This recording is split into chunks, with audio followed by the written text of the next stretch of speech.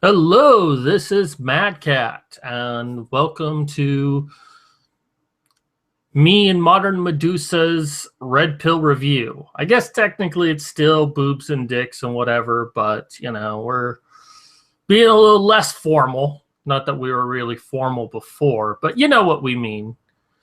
But I mean, I guess we can still do our little opening. I'm Dix. And I'm Boobs. It's Dick Casual this week. I mean, everyone loves the boobs. I mean, we do have to mention them, so. Yes. All right, so today we are just doing a quick show talking about the Red Pill movie itself. Now, last Thursday, I hosted a Red Pill screening in Upper Darby, Pennsylvania, and which is just outside Philadelphia. And it was a great event. We had it. The movie theater itself was so accommodating, which is kind of a surprise given everything we've seen, like especially in like Sydney, Australia, and Germany and parts of Canada.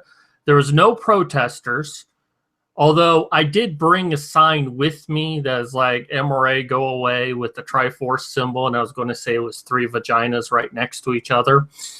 Sure, let me take a picture of that. You didn't arrive in time. And it was too cold to go outside to get it. Okay.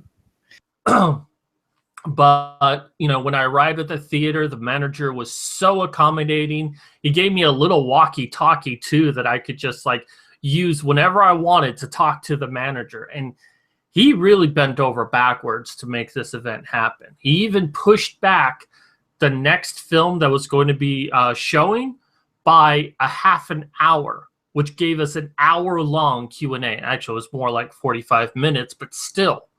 And then afterwards, we went to the lobby. So it was a fantastic experience, probably the best possible outcome that it could have been. But we're not here to talk about the fun movie experience. We're here to talk about the film itself. So I'll go ahead and start with the thought that I had with the Red Pill film, is that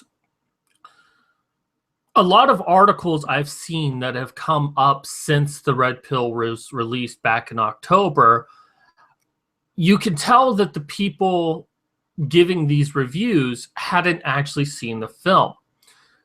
There have been a couple of reviews, such as that man and woman who, I can't even think of her name, but God, she was annoying. But she had actually seen the film, and even through all of that, she still criticized men, saying that everything is men's fault. And watching this movie, there's only one article that I ever saw that even tried to attempt to apologize for some of the negative things that feminism has done in the name of feminism. But even then, it was kind of a non-apology apology.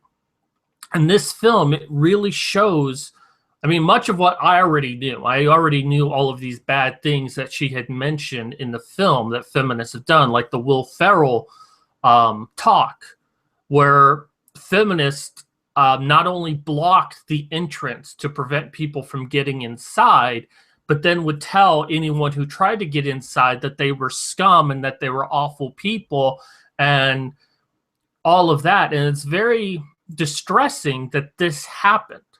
And yet no feminist can ever say, you know what, that is bad and I'm embarrassed for my movement and I'm going to make sure that something like that happens again, I'm going to do something about it. I'm going to talk out against it.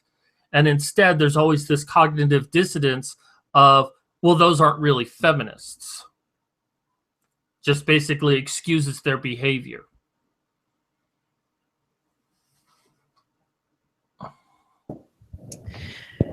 Very agreed, very insightful. I mean, I don't really have anything to go off of that. You covered it pretty much, but yeah. Was there anything you wanted me to, or do you want me to just talk about stuff that? Well, as you said, I kind of covered that pretty well. So, I mean, is there? Well, you've seen the film. you're still relatively new in this movement, although you've been Yeah. fighting the good fight since high school. What was your reaction to seeing this film? Well, I loved it and I hated it because and Andrew feels the same, I think, because it was like nice to hear, truth and fact and evidence for all these terrible things that are happening to men in the world. And but it was also very, very frustrating to watch feminists try and prevent men from talking or trying to either exercise or get those rights that they need. And it's really sad. It's like it's really a lot to take in because even though I knew a lot of the things that were going on that she talked about and all the things that were mentioned in there, but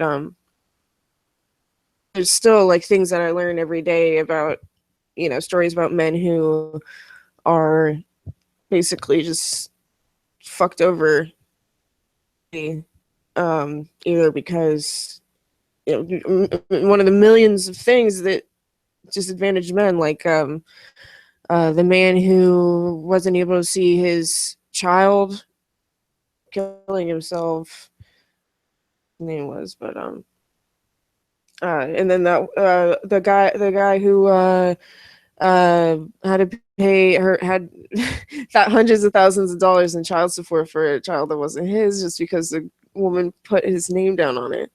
And the fact that if a man goes and gets a paternity test, I don't remember specifically what or whatever, but if he goes and gets a paternity test without the mother's permission, then he could be charged or something like that. It was That's actually the case in France, that you can't do that. really, Although I don't know if it's a federal crime or a crime at all in the United States, but it's certainly being pushed to that direction. yeah.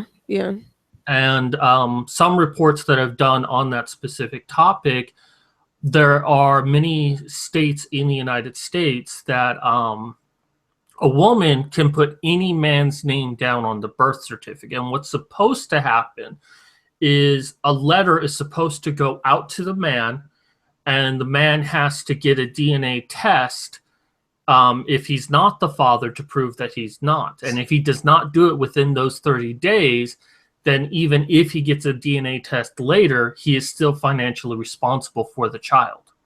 Yeah. I don't really understand, like, wonder like what it would be like if men were the ones to carry the children. Like, God, it's just really fucked up that they, especially when they use pregnancy as like some sort of one up over men and their ability to take care of children, and it's like we carry babies, they don't understand. It's like, it's his baby that you're carrying. What the fuck are you talking about? Like, if they're there throughout the entire pregnancy, they might not be the physical suffering, I guess, but they still go through the emotional and psychological situations throughout the entire thing. So it's like, I don't understand women pretty much. Well, it kind of reminds me, there was, I believe it was The View, and Joey Behar was talking about men's rights and that men can suffer. And she asked her audience, what man has suffered? And one man actually kind of stepped forward, but he was a little bit shy. I don't know if he was a plant or whatever, but he kind of indicated some things. And Joey Behar, it's like, well, I've given birth. Have you given birth before? And it was like that was supposed to trump everything that men have to go through, because men don't go through the birthing process. They don't give birth to children. Somehow their pain is meaningless. And women do use birthing as like, because men can't do it, men can never understand what real pain is. And that is incorrect. Yeah. What I don't understand is, like, is that supposed to belittle all women who haven't given birth too? Like women who don't want to or can't have children, like, you know? But I mean, we're getting a little off topic, but whatever. No, it's fine. This is an important thing to talk about. Yeah. And to a degree, yeah, it belittles women, but it belittles pregnant women as well, women who have had children, saying that you are a victim because you had children, even if it was your choice to have children. You went. It's basically saying that giving birth is both the greatest thing and the worst thing a woman can do if you're trying to use it as a way to trump all other pain that exists in this world. Because you know what? I think probably one of the worst things that can happen to anyone in this world is being denied access to their children.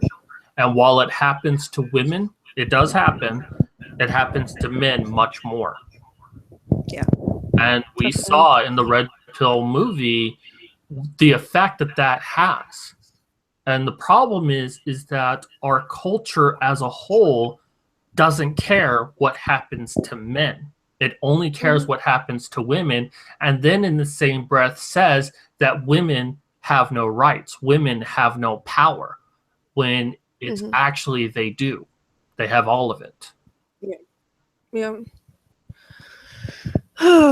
It's like I feel like I'm living in like a fucking like parallel universe or something, or like the Twilight Zone, because it just it makes no sense to me why someone would be so, like, I know why, is because they're basically brainwashed by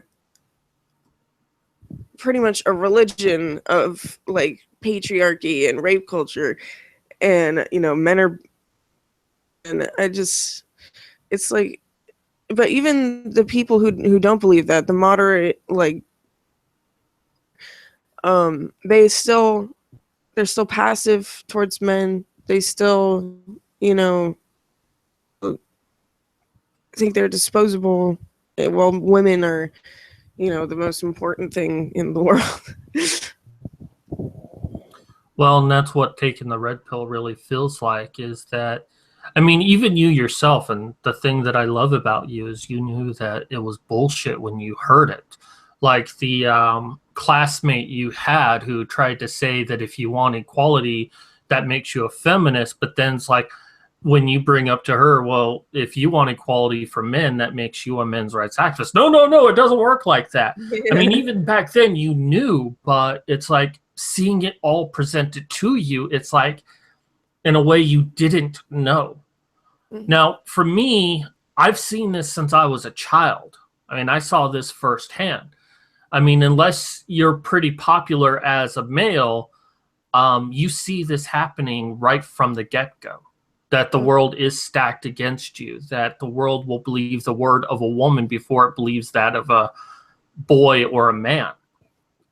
And so that's why it's not so shocking for me to see it, because while I haven't lived most of those experiences, I have met others who have, and I've seen it firsthand of the culture that we live in.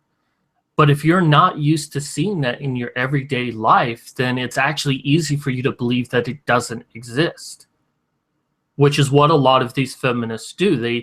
You tell them, hey, you know, this feminist over here is doing this really bad thing, and they're quick to say, well, that's just one feminist. That doesn't mean all of us are like that. And no, it doesn't mean all of you are like that, but it means that if one of those people exists, there's likelihood that many more of them exist within your movement. But a feminist looks at it, a good feminist, and there are some good feminists out there. I do put that out there, that there are some worth talking to. But they look at themselves and it's like, I wouldn't do that, so that must mean no one else would do that. And these men's rights activists, are just trying to find the worst possible examples. And what they don't realize is, in a way, they're lying to themselves, that their movement is done a lot of bad things. Mm-hmm. And because they are passive to it, because they refuse to actually look at it for what it is, they're enabling it. Yeah, basically. I mean, if movement can't stop in the movement, like I don't, who's gonna tell them that they're wrong? No one. The people are just gonna say that they're radical, and then they're gonna be like, "Oh yeah, I'm radical." Like, that's pretty much it. And that's the unfortunate thing, is that because they don't police themselves, it allows the more radicals to come out. I mean, there was this documentary that Prentice showed me that talked about the rise of feminism in the 80s, which was often considered the third wave of feminism. Or it was a lot of radical stuff, and it was a lot of men hating. And the documentary interviewed women from back then, today, and a lot of them still felt the exact same way. They were a part of the man hating. They were part of the fires that burned down porno shops because they viewed porno as being hostile towards women. They were a part of all of these different things that today would be like, yeah, that's actually kind of bad, but because feminism didn't try to police itself, it allowed it to happen, and has continued to spread that it's still I don't know what I'm saying anymore. I kind of got lost in my thought. But because feminism doesn't police itself, it allows anyone to do anything they want to do in the name of feminism. Yeah. And they get a slap on the hand whenever they do something, because another feminist can simply say they're not really feminists, which means we're not responsible for their actions. I don't even think there is a true member of feminism, because they all keep saying that everyone else is not really a feminist.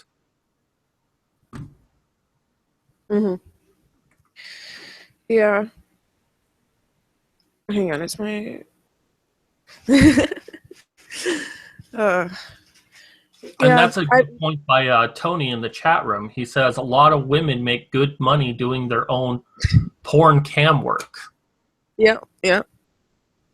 There's an article that recently came out. I don't think it was Everyday Feminism, but it was some feminist publication that tried to suggest that prostitution was a form of rape, because women are being forced to cater to men's desires for money. And it's like they're knowingly taking money and doing whatever. I mean, I'll admit it, I've hired a prostitute in my past. I wanted to see what it was like. And let me tell you, it wasn't about me. She didn't really do what I wanted. Now, I kind of got a cheap hooker because, well, I'm a cheapskate and I didn't really have a whole lot of money. But, it was real. I had to jump through hoops just to have sex with her. Paying her money wasn't enough, so this idea that she was somehow a victim of me. No, I felt more like a victim of her. I almost wanted to ask for my money back. It was such a bad experience. Yeah. What the fuck was I gonna say? Have I shown you the video from eFucked of a feminist trying out for, I think it was like, I can't remember. I think it was like something related to browsers, something like that. But it's basically her she's really not attractive. She's like kind of bigger, short hair, and time is like, I'm a feminist, and the only reason that I'm doing this is because the patriarchy is like forcing me to or has conditioned me to do this or something like that. It was such bullshit. And sitting there like licking this guy's uh You can hold say on. it. Penis. But hang on, someone's Oh, knocking okay. at the door.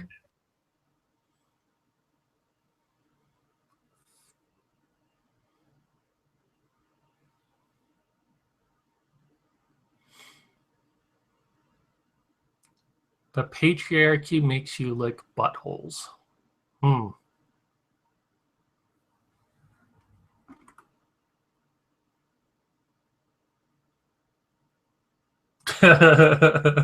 Sorry, someone came in.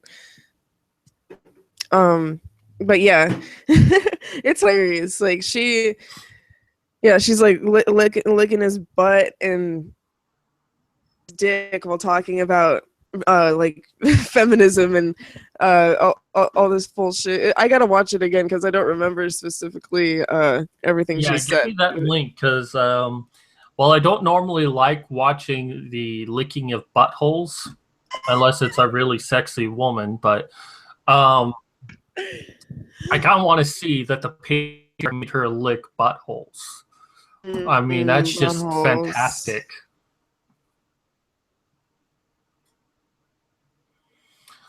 Um, well, my review of the film is that it's very good.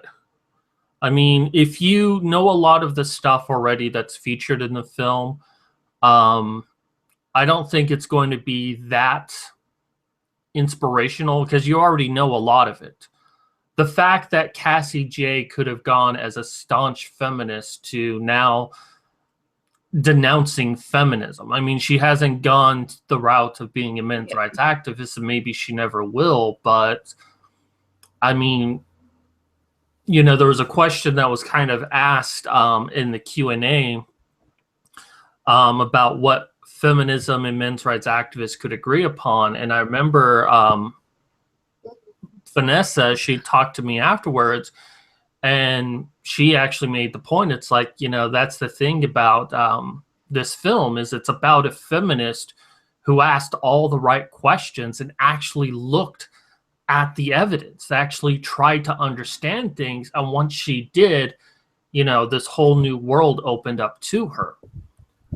And I think if people come into this with not a lot of understanding, they're going to have to start asking a lot of hard questions. And I think the film can really do that. Now, I'm sure with most feminists, they're going to kind of do like mental gymnastics and try to work out. It's like, yeah, all these problems exist, but they're all the fault of men. Men are the reason why all of these things happen. And no, it's not. Some of it is, yes, but not all of it. It's called Feminist Dyke versus the Patriarchy. Okay, everyone look this up. We're not going to play it here because YouTube will like suspend my channel forever for showing nudity. That's why I don't show the boobs. I might do a reaction to the audio sometime. That would be funny. We should do it together. But not for this episode. But for me, I did tear up a few times right at the beginning of the film. It was so beautiful how all of it was put together and how it was all presented. And it's like the first time the message that us men's activists have been pushing has really made it to the mainstream. Mm-hmm. Now, as a result of that, it's also been tried to be silenced. But I think the part that really got to me, which was very personal for me, was the talk that Karen had with Cassie. And it was the talk about Boko Haram. And everyone knows about Save Our Girls, but what very few people know outside of our movement is that months prior, there were boys that were burned alive in a building. And I actually didn't know that prior to that, Boko Haram had been killing people at a massive rate and no one cared. Because, I mean, that's not really covered in the news, so it's hard to get that information. But I did know about the boys. And it's probably one of the reasons why I really started to pursue men's rights. Because at first I kind of felt like, I'm disabled, I can't do anything. The only thing I can really do is just listen. And it was like, once I learned about that, and I remember that when I first heard about it and Save Our Girls came out, every now and then whenever it turned on the TV, it would come up with Queen Latifah's talk show or whatever. And she really went in on about Save Our Girls. So I sent her an email saying, as bad as that was, there was another story of boys being burned alive and blah, blah, blah. I never heard back from her. And it was just like, my thought was, how is it this story never broke? Why did no one ever care about what happened to the boys? And Karen made a very valid point that if we paid attention to Boko Haram when they were doing all of these bad things to boys and men, we might have prevented them from kidnapping the girls. And yet we ignored it. In fact, most of the time when it was reported on, we even hid the gender of the victims. Like, it was 18 people who got killed. Not 18 men, not 18 boys who got killed. It was 18 people. But the moment girls got kidnapped, it then became, we need to save these girls. These girls. We hid the victims when it was male. And had we paid more attention to it, we could have prevented what happened to the girls. We could have even saved lives of men. But we didn't. We didn't care. And I get very emotional about Boko Haram and what they have done, because it really personifies the problem in our culture, that because we ignore male victims so much, Boko Haram just kept taking it higher and higher and higher until they decided the best way to get attention is to kidnap girls and sell them either as wives or prostitutes. And that's when our society gave a shit. Yeah, that's what I was going to mention. I just thought that was, ironic, kind of like, well, I guess since nobody's paying attention to us killing all these guys, I guess we got to start killing girls. It's like they don't have morals, but I feel like they almost like stepped below their boundaries because they just try to, I guess they avoid killing girls or whatever, but they were just like, well, I guess if no one's giving a fuck, then we better start, being hard ass. And, I also remember during the time of Save Our Girls, I was talking to a feminist friend of mine. And she hadn't known about the boys either. But, I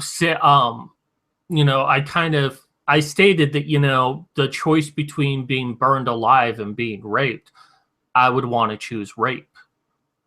And she said that she would rather choose to be burned alive than to be raped. She would rather be killed than to be raped. And it was just such a weird thing to hear. Because as bad as being raped is, it is a very bad thing, and I acknowledge that, you can recover from it. You can overcome it. You can still live a life. But if you die, there's no coming back from that. That's it. You're over. And she would rather die than to be raped. And I think a lot of women think in this way, that rape is the absolute worst thing to happen. And the second Yeah. worst thing is death. Yeah, I mean, personally, I would not rather die. Like, I even unless I was being like tortured for like ever, I don't think that I would want to die. You know, I'd be like, just fucking let me go, bitch. You know, obviously I'd be way more serious than that, but I mean, I don't get that. Like, I feel like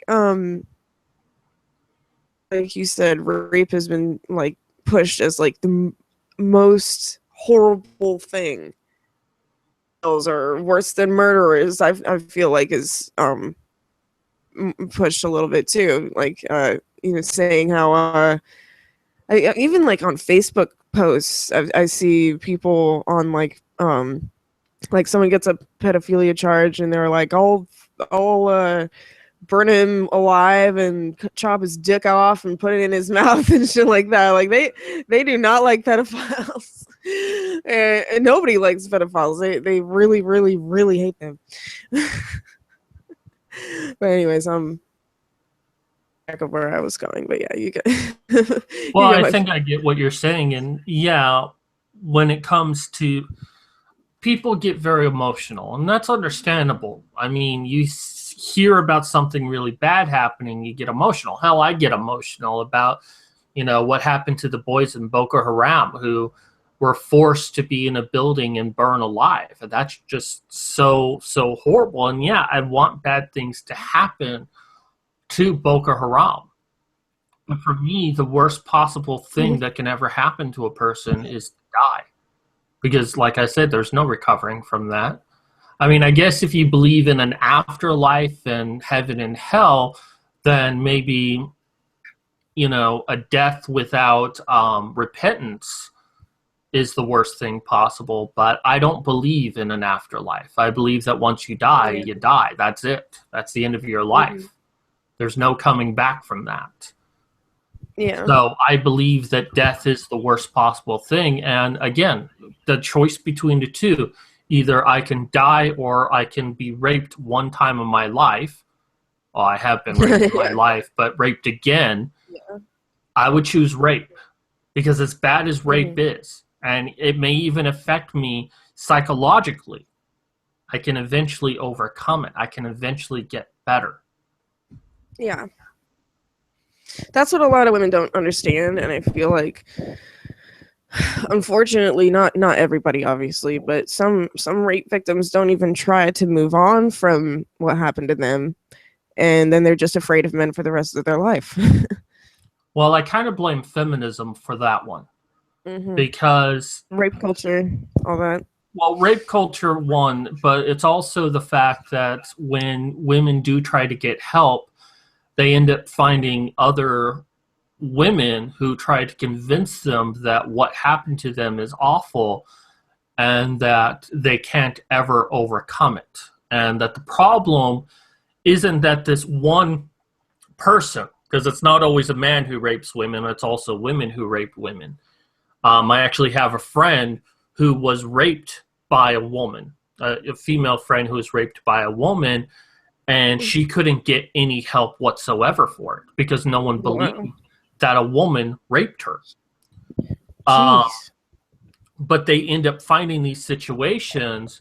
Some men actually will go and seek help and say, like, well, this woman raped me, and be told, you're remembering it incorrectly. You weren't raped. You were the one who did the raping. Because it's this belief that women are incapable of raping, or that if a woman is a victim of rape, then it's the fault of all men everywhere. Because all men are rapists, even though less than 1% of all rapists in our society, well, less than 1% of the population are rapists. Like 99% of everyone in the U.S. are not rapists. And yet, men have to share the burden of being rapists. And these victims of rape, as bad of an experience they went through, are further damaged to believe that all men are responsible. Yeah. Because patriarchy, because rape culture. So they get into their heads that being raped is the worst thing that can ever happen to a woman. And that if a man is raped, then he must have done something to deserve it. Yeah. It's disgusting. And more than that, if a man is falsely accused of rape, feminists are perfectly happy for an innocent man to go to jail because it's better for one innocent man to go to jail for a crime that allows other men to go free who are guilty. Right? Like, that makes no fucking sense. And sometimes the system fails. It does. But then for feminists, if a man is even partially, possibly, could be guilty in some alternate universe and he doesn't go to jail, then the system failed. If a woman even blinks at a man and he doesn't go to jail for rape, the system failed. So it's really out of control with this whole rape hysteria. And something that Christina Hoff Sommer says, and I know she's come under fire lately for, the thing with Trump's advisor and whatever, but she does make a very good point about this, that as bad as rape is, this hysteria is diverting the wrong amount of resources into this issue. That if we were serious about actually understanding what causes rape and devoted the correct amount of resources to it, then maybe we could reduce it even further. That this 1 in 4, 1 in 5, 1 in 6 bullshit is nowhere close to what it actually is. And it's actually like 1 in 50 women who get raped. But because we put so much more resources in it, we tend to ignore any outliers, such as men getting raped by women or women getting raped by women, because we believe that the vast majority of rape only happens to women.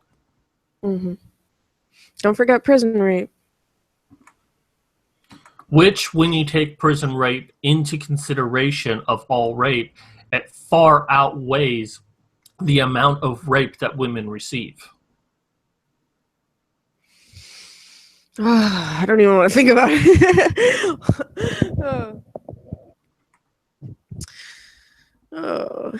Yeah.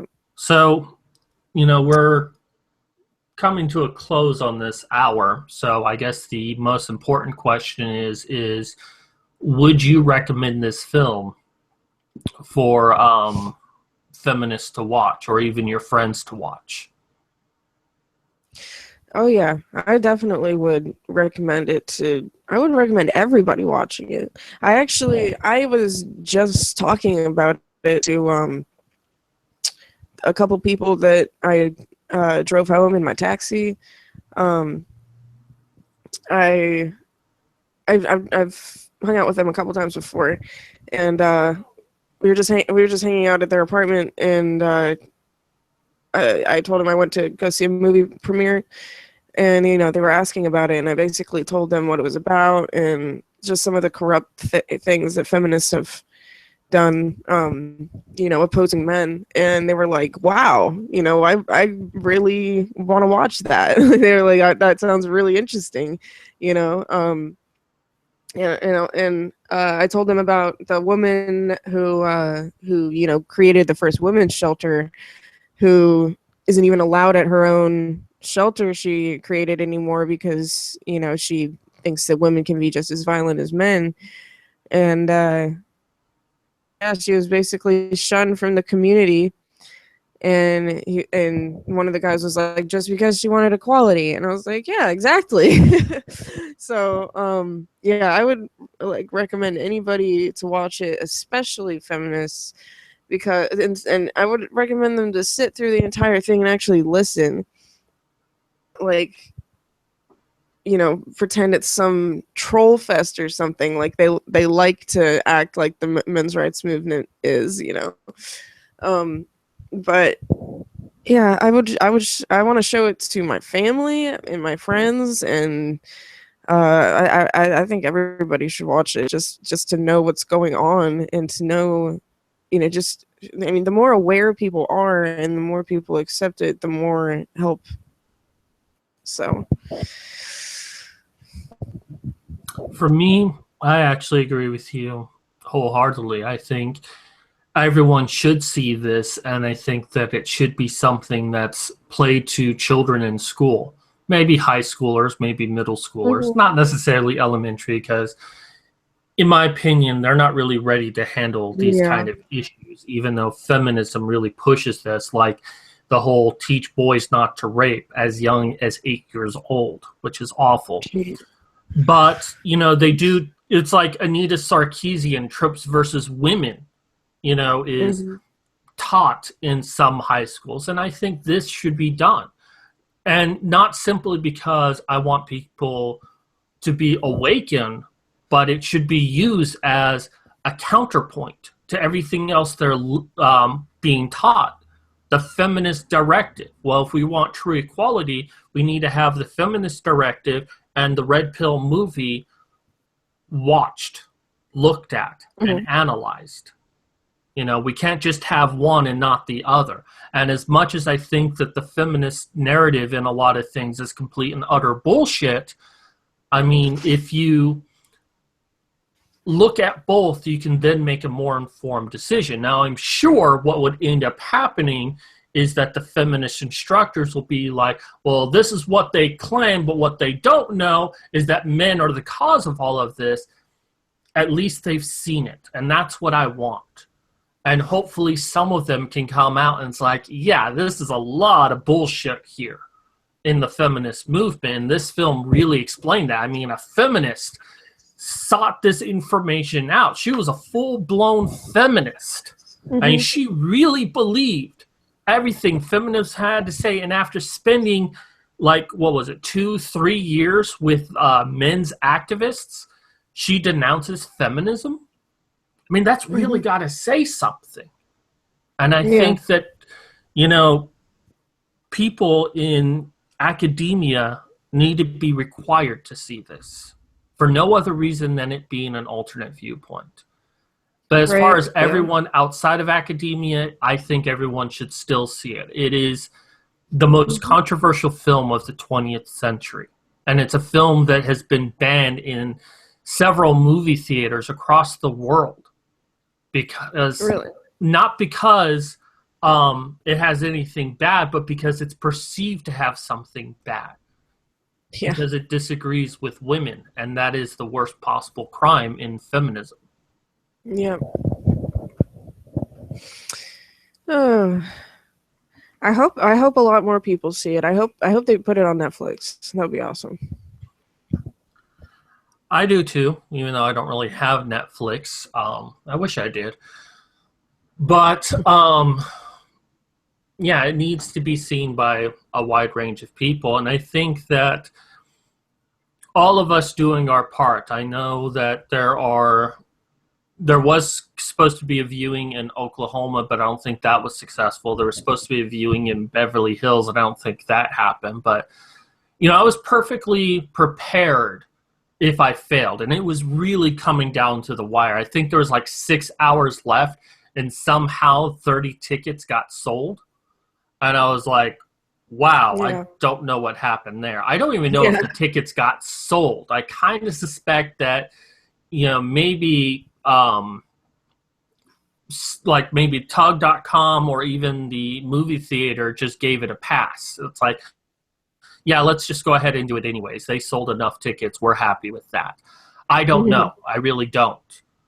But, I really felt like I did my part. And the reason why I did this, which no one has really asked me, but a few people have, but the reason I did this is because I wanted to be there for the Kickstarter when it happened. And of course, I don't have any money, so I couldn't donate anything. And it was always a great regret of mine that I couldn't be part of the solution until I saw Cassie J after the New York premiere on the Honey Badgers. And she said, the best way to help out right now is to get this screening in cities across the world. And I'm like, okay, there's my chance. There's my chance to help out And from the people that I met at the premiere, at the screening, I think that I really did my part, because there were many people there that weren't, I don't think they were feminists. I think they were, you know, in favor of men's rights, but they really didn't know anything about the movement. We met a brother and sister, and they were older. They were like in their 50s, but a brother and sister attended the movie together. And this woman was telling me, she's like, yeah, I grew up with like 5 brothers. Of course I love men, you know? Why wouldn't I want men to have equal rights? And after the film, we had like a 10-minute intermission, and the man came up to me and it's like, hey, where can I donate money to Cassie J? He was so moved by the film that he wanted to give money to help support Cassie J. I don't know what the money would be used for. I just told him to go to the website and look for an email address. But I mean, and I look at that as I did my part to help get the message out there with this movie.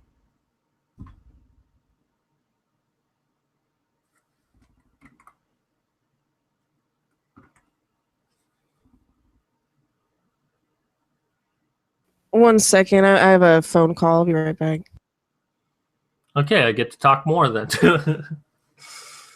So I'm actually going to start wrapping things up, but I'll wait for Modern Medusa to come back and give her final thoughts.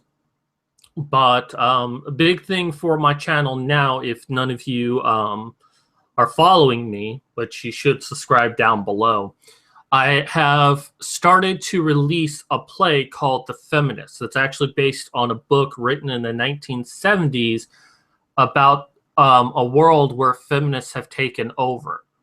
And not only am I doing the narration, but I've gotten several people in the community to provide voices of various characters. I transformed it into a script, and then I recorded all the voices.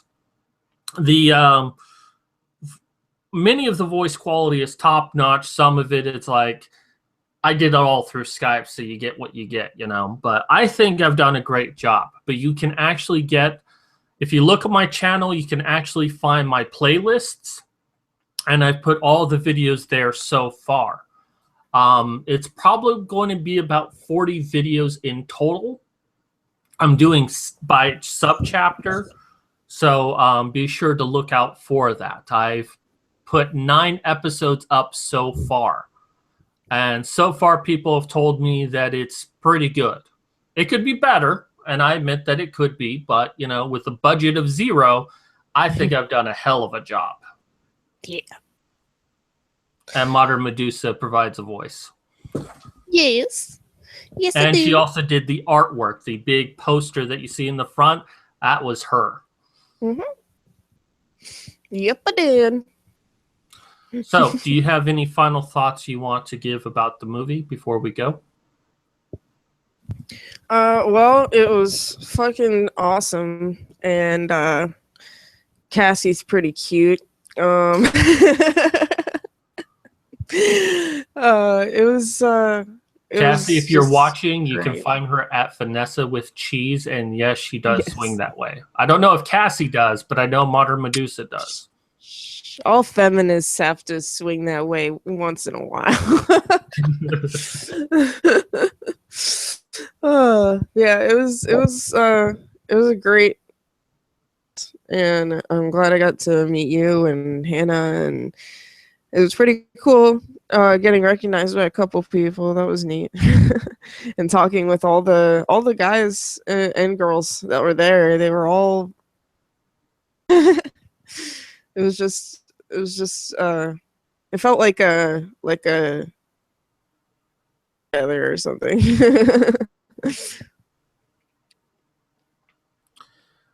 Yeah, it did kind of feel that way, but you know, I was a little bit jealous of you, in all honesty, because people recognized you so readily. It's like, oh yeah, the one person there was like, oh yeah, Mad Cat, I think I saw you on her channel that one time for the Red Pill movie, and it's like, me and Modern Medusa are on every week on my channel. And it's like it kind of surprised me that, you know, he didn't really know who I was, but knew who Modern Medusa was. And it's just like, oh man. So I was a little bit jealous when that happened. But there were a few people who did actually know who I was, so that was nice. One person that was actually on my Facebook friends list, funny enough, and it was like, oh yeah, I'm on your Facebook. I'm like, really?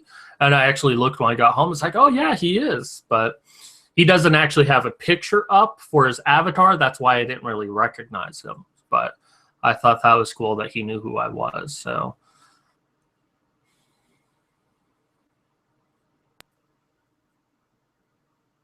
when I go pause like that, that means it's your turn to talk.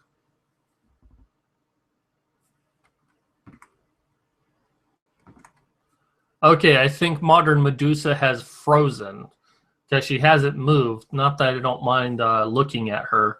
Let's just, I can't even put her on the screen.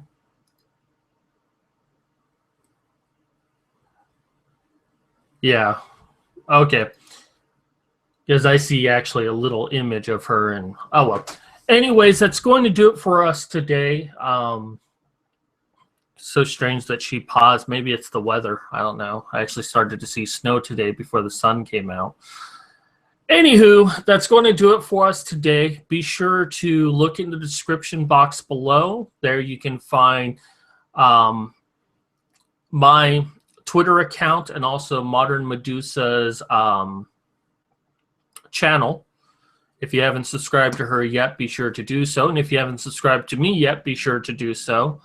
Also, check out my Patreon down below. If you like what I'm doing, you want to help me out, best way is to donate to my Patreon. I am trying to save up for a new computer so I can do a better quality of videos. But my ultimate goal is to save up so I can get insurance for myself and possibly also get treatment for my disability.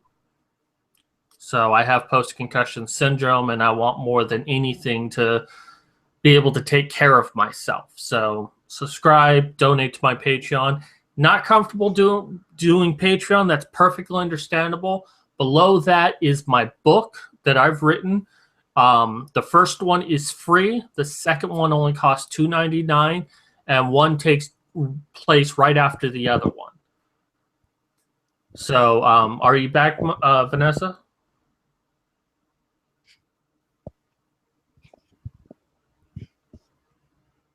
Yeah, sorry. Google Chrome decided to just poop all over me. So, but I'm back. And yeah, follow me on Twitter and stuff, and like my Facebook page, and buy my art and stuff, and do all that good stuff to me and Madcat because he's cool. And she's met me in person, so she knows.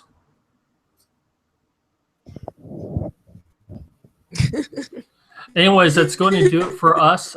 Thank you, everyone, into the chat. Always love having you there. Yes. I'm not sure what M Cassie confirmed means, but oh, Modern Medusa Cassie confirmed. Okay. Yes, everyone go write fan fiction of Cassie J and Modern Medusa. Like, do some fan art of that. That'd be great. yes, Rule 34. Let's get some fan art out there. Oh yeah. And if anyone's willing, please do some Rule 34 on me. It would make my Christmas. That would be the best Christmas present ever, to have like Rule 34 of Mad Cat. So. Oh my god. That'd be hilarious. Anyways, that's going to do it for us today. We should have a show next Thursday, but probably the week after that, which is the Christmas week, we won't. We'll probably return back after that in January. So be sure to watch out for my videos for the Feminist Play. It should be epic. And this is Dix. And boobs. Boobs. Ciao.